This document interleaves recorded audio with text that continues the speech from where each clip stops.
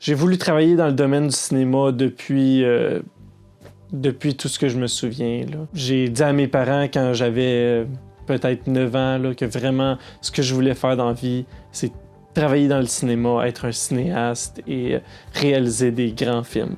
Puis je suis vraiment content d'avoir eu des parents qui étaient très supportifs. Là, puis ils m'ont permis de vraiment explorer ma passion. Quand j'ai eu 10 ans, je me suis fait acheter une petite caméra. C'était pas quelque chose de très performant, mais ça m'a permis d'explorer. Et mes parents m'ont fait faire de la comédie musicale, puis ils m'ont inscrit dans une agence d'acteurs pour que vraiment je commence à faire des films. Donc, en faisant toutes ces affaires-là, je me suis rendu compte rapidement que j'étais vraiment fait pour être derrière la caméra plus que devant. Bon, je suis capable d'être devant la caméra, mais c'est vraiment pas ça que je veux, c'est vraiment pas ça qui me passionne. C'est vraiment plus d'être à l'organisation du projet en entier. Puis il y a une de mes tantes qui m'a dit, quand que je faisais une comédie musicale, « Dylan, là, t'es vraiment pas un tant bon acteur, hein? Parce que tu passes toute la pièce de théâtre à t'assurer que les autres acteurs font leurs affaires comme il faut. » Parce que dans le fond, elle, justement, elle voyait vraiment que je m'enlignais pour être un réalisateur.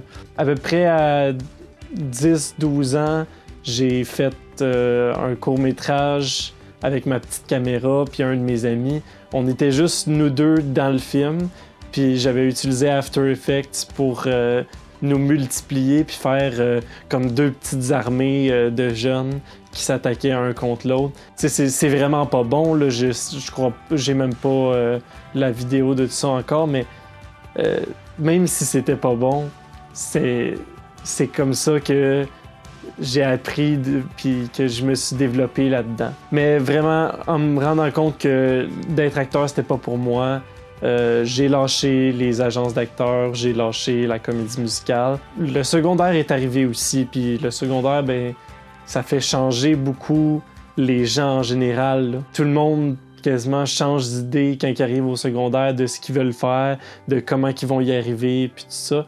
Mais moi, je suis resté convaincu que je voulais faire du cinéma. Pendant que j'étais au secondaire, j'ai fait des cours de photo, des cours de dessin puis de peinture. Je me suis vraiment développé sur d'autres côtés artistiques. En même temps de ça, j'ai appris à utiliser Photoshop.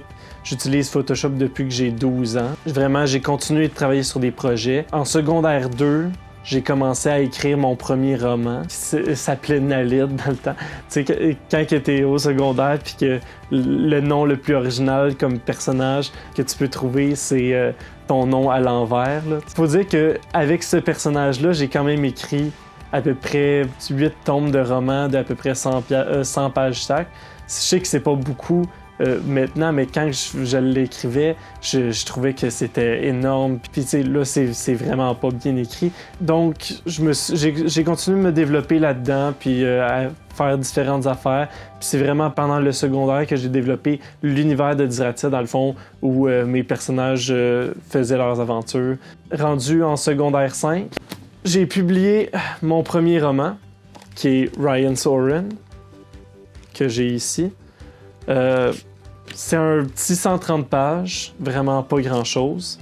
C'est pas très bien écrit, il y a des fautes d'orthographe dedans, mais je suis vraiment attaché à ça parce que ça représente les valeurs de mon univers, puis ça représente vraiment où est-ce que je veux m'en aller avec ça. C'est plus disponible, avant il était en vente en ligne, mais je l'ai retiré depuis parce que j'ai des plus grands standards de production maintenant, mais j'essaye de le réécrire.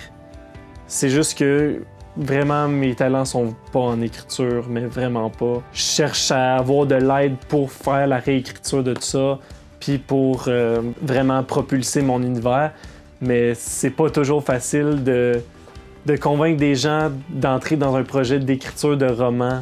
En allant au cégep, je trouvais que c'était très basique ce que j'apprenais à l'école. J'ai passé à travers la première session.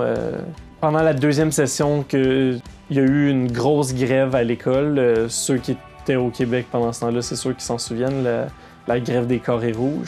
J'ai pas vraiment participé à la grève, mais mon école était fermée pendant 6 mois de temps. Puis j'ai profité de ce temps-là pour me trouver du travail dans le milieu. Au lieu d'attendre de finir mes études, j'ai tout de suite commencé à travailler sur des plateaux de tournage à 17 ans. Mon premier tournage que j'ai fait, c'est sur une télésérie québécoise. Je me suis rendu compte vraiment que ce que j'apprenais à l'école, c'était de la bullshit.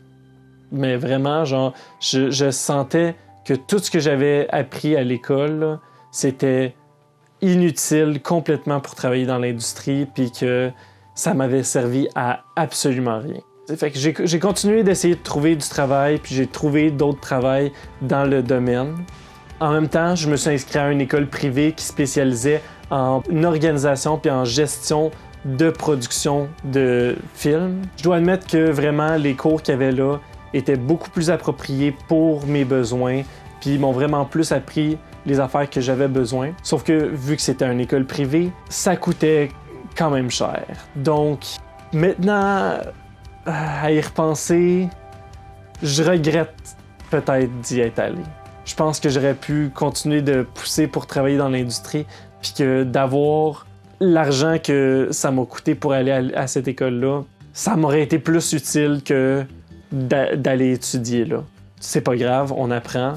Puis j'ai rencontré Maxime à cette école-là, puis c'est comme ça que après ça, je me suis vraiment lancé. Parce que quand j'ai terminé à cette école-là, j'ai commencé dans un petit studio de production corporative qui s'appelle Cybermediacom. Je travaille encore avec eux de façon fréquente. Vraiment, je m'entends super bien avec l'équipe là-bas. Je dirais que c'est la meilleure équipe de service de diffusion sur le web en live de la région de Montréal. Si vous avez besoin de des services comme ça, là, appelez-les. Vraiment, c'est exceptionnel. Là. Les clients sont vraiment satisfaits quand on fait des tournages pour eux avec cette compagnie-là. Puis en même temps, j'ai continué d'essayer de développer mon univers, l'univers de Diratia. J'ai essayé de continuer de développer ma compagnie que j'ai fondée aussi à peu près en terminant l'école, Production Diratia.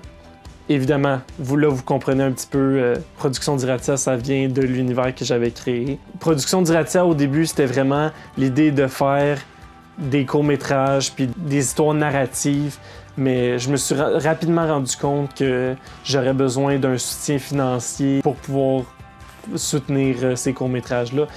Quasiment tous mes courts-métrages que j'ai faits m'ont coûté au-dessus de 1000 $ à faire, juste parce qu'il faut payer toutes les petites dépenses que le tournage apporte.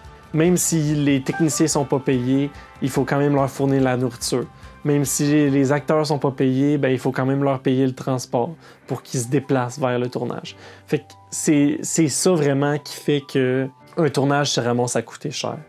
Même quand c'est un très bas budget, parce qu'il y a tellement de dépenses qui viennent avec ça, que c'est difficile à vraiment faire ça à aucun tarif. Puis maintenant, ça fait bientôt 4 ans que Production Diratia est fondée. Je dirais que ça fait plus 1 an que Production Diratia fonctionne de façon active. On vient justement de prendre un de nos plus gros contrats avec la compagnie Plasticase qui fait les cases Nanook. Je vais faire un review de leur case vraiment bientôt sur mon autre channel Production Diratia. Vraiment, c'est un contrat qui nous aide vraiment à avancer dans nos projets. Regardez mes autres vidéos. Si vous êtes intéressé, inscrivez-vous à mon channel. Vous pouvez me suivre. Je vais poster des vidéos sur ce channel-ci à tous les lundis. Puis j'ai mon autre channel Production Diratia que je vais poster des affaires moins personnelles puis plus professionnelles. Puis je devrais poster une vidéo là-dessus à tous les jeudis. Suivez mes 2 channels, commentez. Je veux savoir c'est quoi que vous pensez de ça, qu'est-ce que vous voulez voir comme prochaine vidéo. Puis merci beaucoup de m'avoir écouté, puis à la prochaine.